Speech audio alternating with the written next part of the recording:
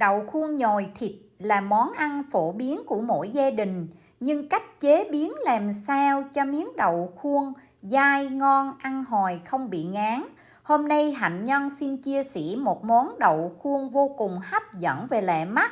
Nguyên liệu thì cực kỳ dễ tìm và ai cũng có thể làm được.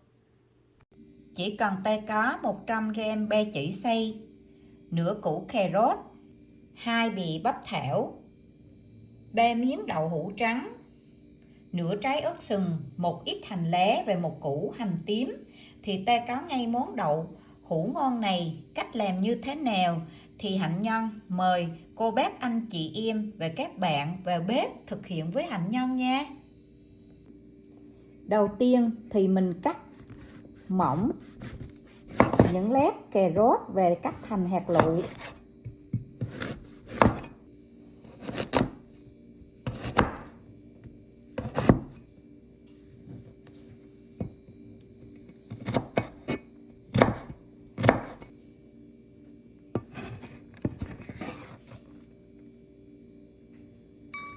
Tiếp đến mình cắt ớt sừng ra thành từng lát như vậy.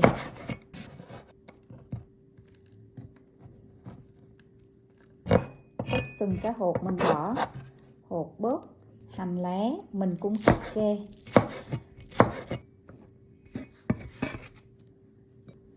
Hành tím mình cũng cắt và mình bằm nhuyễn ra.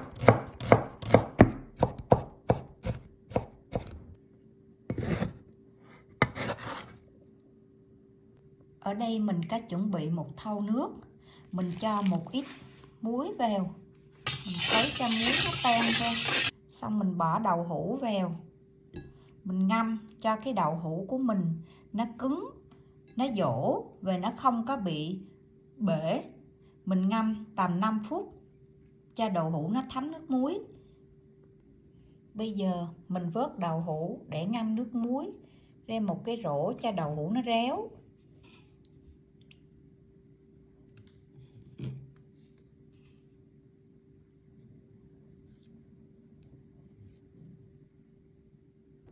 Bây giờ đậu hũ của mình cũng để ráo khô rồi. Mình cắt đôi cái miếng đậu hũ ra.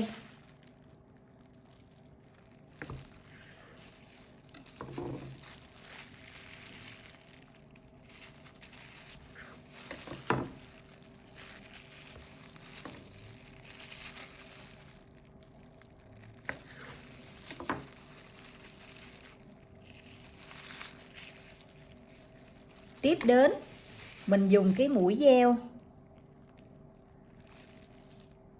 mình khét một miếng nhỏ ở chính giữa miếng đậu hũ như vậy.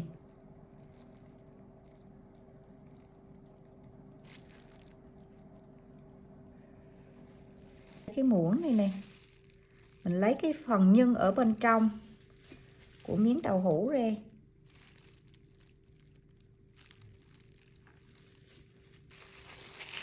Như vậy.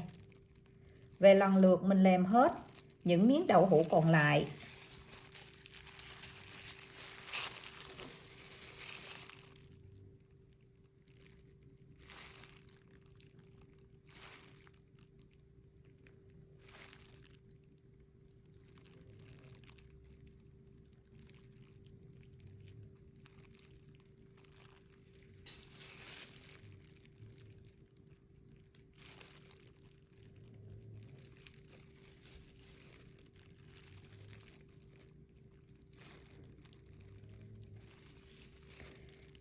Kênh của Hạnh Nhân Channel chuyên nấu các món ăn chay và mặn.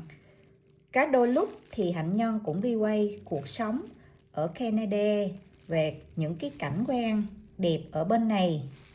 Thường thì cuối tuần Hạnh Nhân không có nấu ăn, mà Hạnh Nhân đi quay cái cuộc sống ẩm thực hoặc là cái phong cảnh ở Canada để đăng cho ông bà, cô bác, anh chị em cùng xem.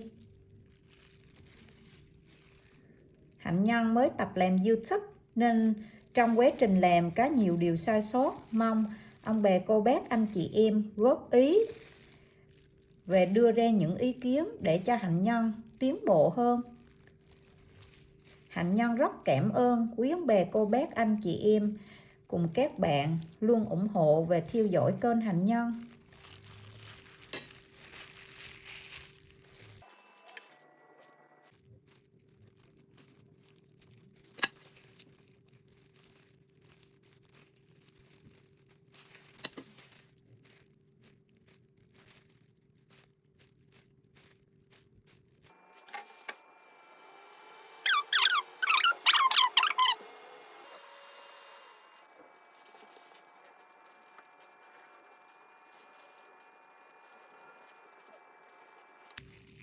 Rồi, bây giờ những miếng đậu hũ mình để khét xong rồi.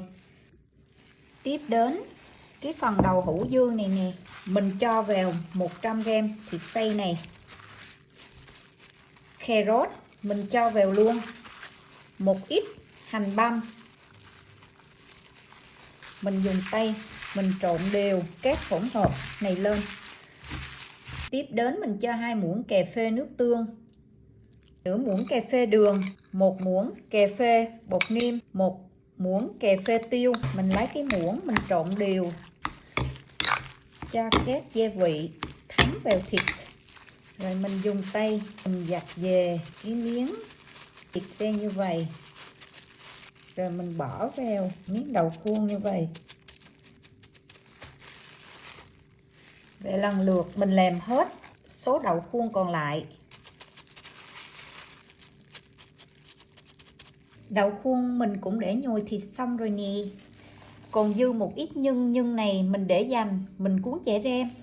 Bây giờ mình đem đậu khuôn mình đi chiên.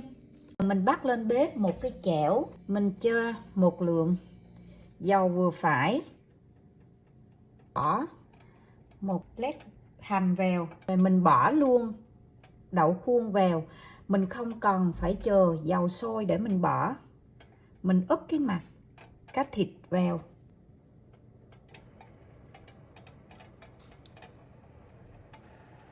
Mình vặn lửa trung bình để mình chiên đậu, đừng có vặn lửa cao. Vặn lửa trung bình chiên đậu á, để làm cho cái miếng đậu của mình nó vàng đều hai bên. Trong quá trình chiên á, để cho cái miếng đậu mà cá thịt của mình á, nó vàng rồi mình mới trở. Chứ mình trở liền á, là nó sẽ bể cái miếng đậu. Bây giờ đậu hũ của mình nó cũng để vàng cái mặt dưới rồi. Mình trở đậu hũ lại.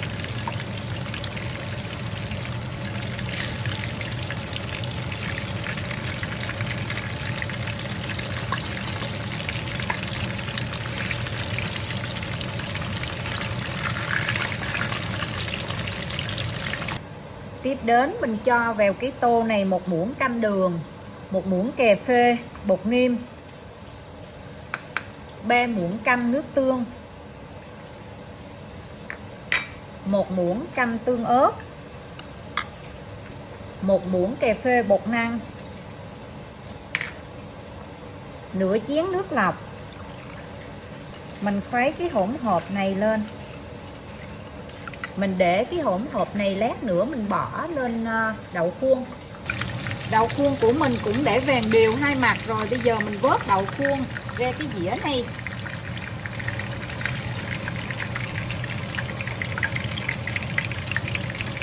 Bây giờ mình xếp cải thảo vào chảo. Nếu anh chị thấy video này hay và hữu ích thì tặng cho Hạnh Nhân một like, một lượt đăng ký kênh và một lượt chia sẻ để mình có nhiều động lực ra video hay cho mọi người cùng xem. Và đặt những miếng đậu khuôn vào cải thảo. Rồi mình cho hết cái nước sốt gia vị hồi nãy mình pha vào luôn.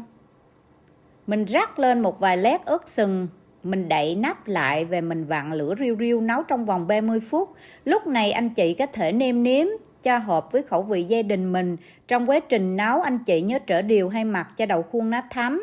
Mình nấu được 30 phút đậu khuôn mình chín rồi. Bây giờ mình tắt bếp và mình cho lên một vài lát ớt sừng và một ít hành. Wow, nhìn hấp dẫn quá đi à. Cái này mà ăn với cơm trắng thì hết nồi cơm mẹ nấu. Hạnh Nhân chúc quý ông bà cô bác anh chị em và các bạn làm thành công món đậu hũ nhồi thịt này. Mình xin tạm biệt và hẹn gặp mọi người video tiếp theo.